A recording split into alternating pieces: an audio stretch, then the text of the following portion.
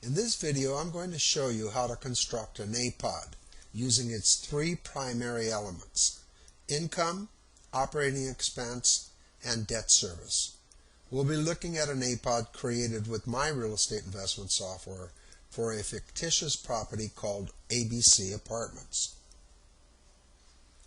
To construct an APOD, the first thing to consider is the property's income. You want to start by showing the gross scheduled income. This is the rental income that potentially would be collected if all the units were 100% occupied. Then you would subtract an amount for vacancy and credit loss. That would result in the effective gross income.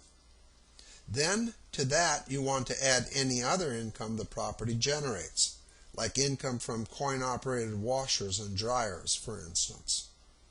That would result in the property's gross operating income, which is important because gross operating income represents the amount of money available to pay the bills. Next, you want to show the expenses required to operate the property, and you would list them here. Let me point out that these are the expenses ProAPOD includes as a default, but they can be changed in our forms. For example, if a property doesn't have a landscaping expense but has a pool maintenance expense, you simply change the label in the form and the APOD reflects it. Like so. The important thing is to show all the expenses an investor will need to pay to keep the property operational. In other words, what does it take to keep the income flowing in? You would then subtract that total from the gross operating income to show the net operating income. And this is very important because net operating income represents the amount of money remaining to service the debt. Finally, you want to show the total annual loan payment based on the proposed financing. In this case, we're only showing one loan for ABC Apartments without a second or third loan. But let's say there is a second loan. With ProAPOD, you simply enter the loan information in our form and it appears. Like that.